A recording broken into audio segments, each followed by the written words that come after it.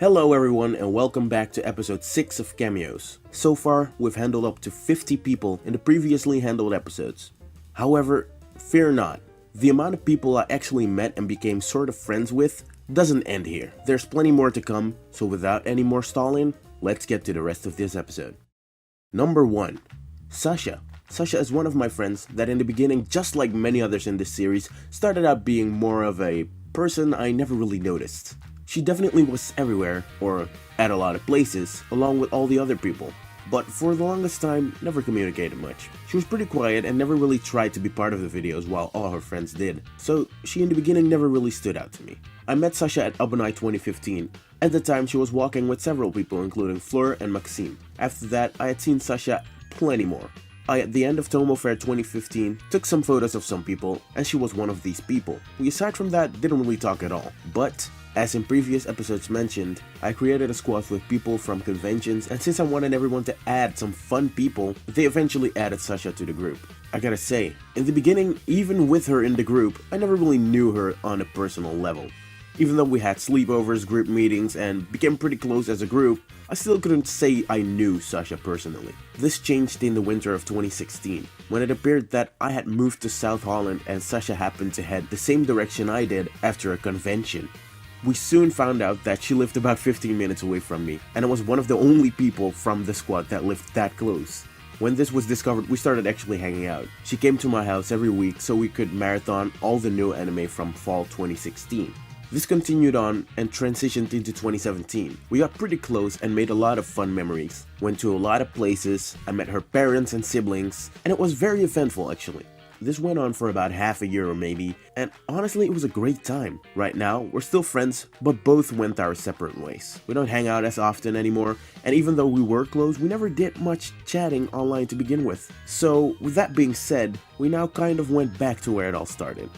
Con friends. But it's fine this way. At least now we know each other and have plenty of great memories together, versus the beginning, where I barely knew she was there. Number 2. Wero. Wero is one of the friends I actually met pretty early in my con journey. She in the beginning appeared very different to me, like a completely different person than she actually is. I met Wero at my second Amsterdam meeting in spring 2015. We back then didn't really talk much and kept it fairly simple. Skip forward a couple of months, I saw her again at several places I went to, like Tomo Fair for example, where I met most of my squad. I again met Wero at Nishikon 2015. Where she then appeared in a group skit I did called Confight. She looked badass in it even though she got knocked out. Back then, I still didn't really know her well. She and I had never really had a proper conversation at the time, until after Nishikon. I remember meeting her again at the train station when waiting for the train along with several people from the con. Back in 2015, I really didn't know too many people, so I was by myself that night. When we saw each other, we started talking and kind of traveled back together as we boarded the train. That's where I for the first time had a kind of actual conversation with her. As the year ended, also Wero joined the group we had. This caused her to be at sleepovers and meetings as well.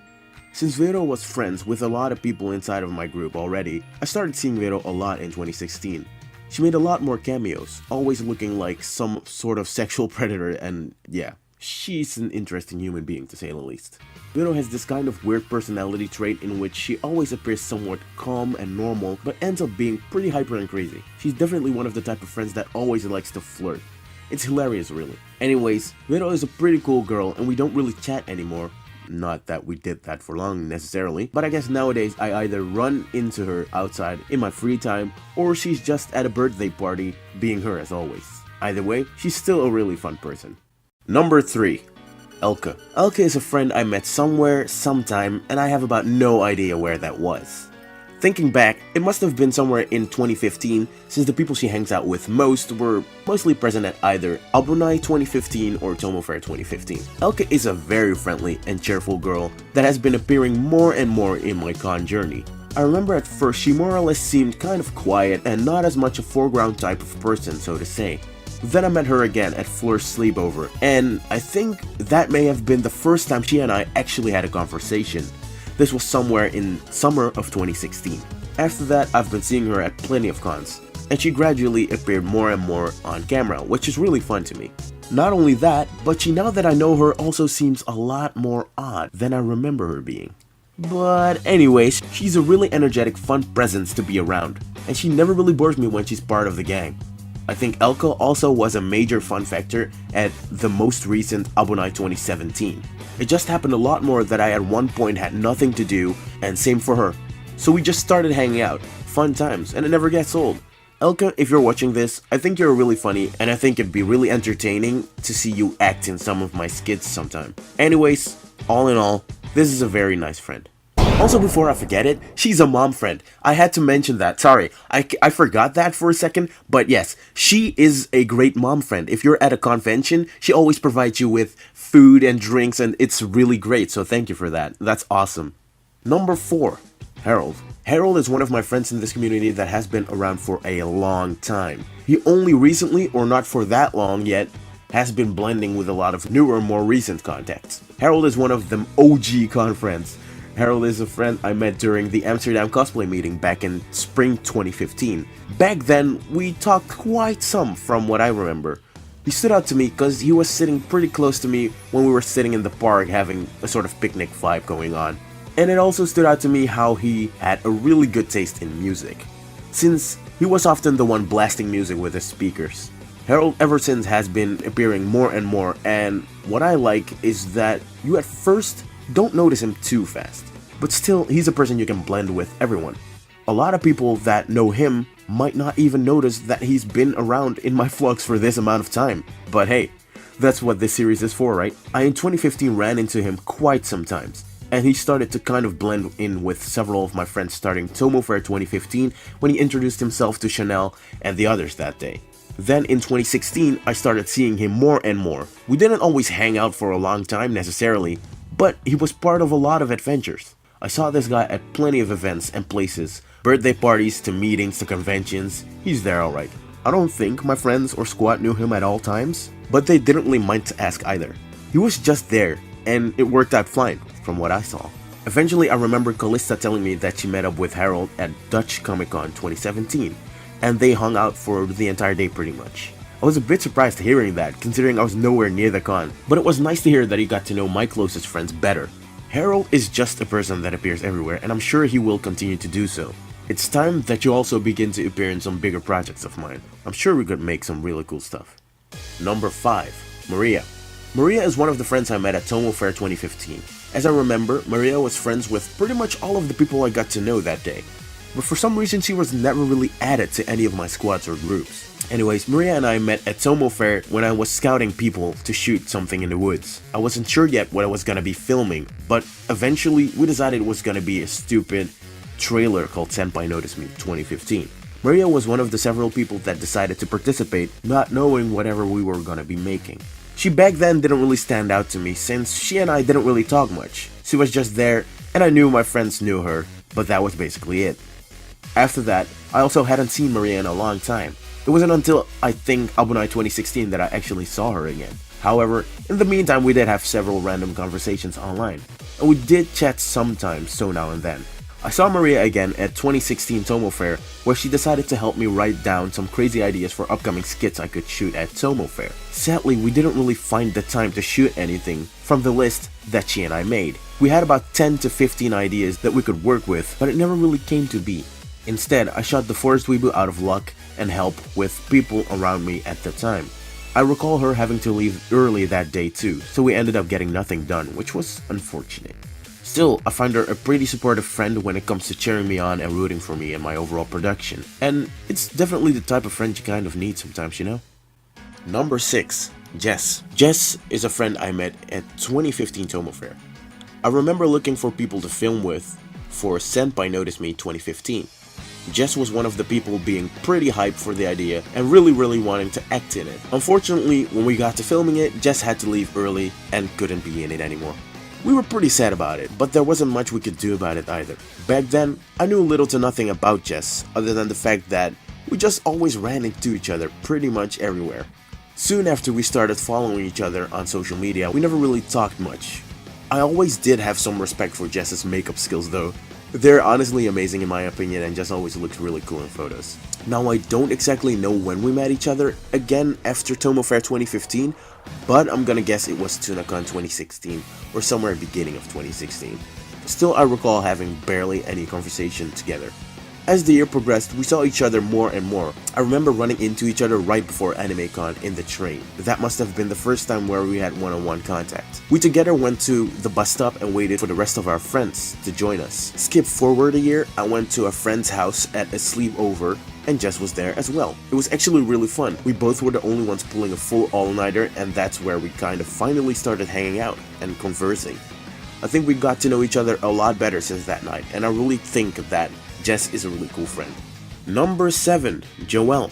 Joëll is a friend I met at 2015 Tomo Fair, where we all gathered around the snack bar stand to either eat or just hang out, since it was the end of the day and most people were going home. I at the time wasn't used to people knowing who I was or people knowing my videos, since it was still very new to me. I remember Joëll mentioning she knows my videos and she's one of my subscribers. At the time, I felt very happy inside and I asked her how she even found me. She told me she had seen my AnimeCon vlog and that she just subscribed since she liked it and saw I was a Dutch-speaking YouTuber. Ever since, I hadn't really seen Joëll at many conventions, or at all really. We followed each other on social media, and other than that we didn't really talk that much. I remember seeing Joëll at AnimeCon 2016 once again, where we talked a little more. One of the things I find funny about her is that she's one of the people that looks really good, or really cool, but get to know her and she's just a hyperactive, adorable child.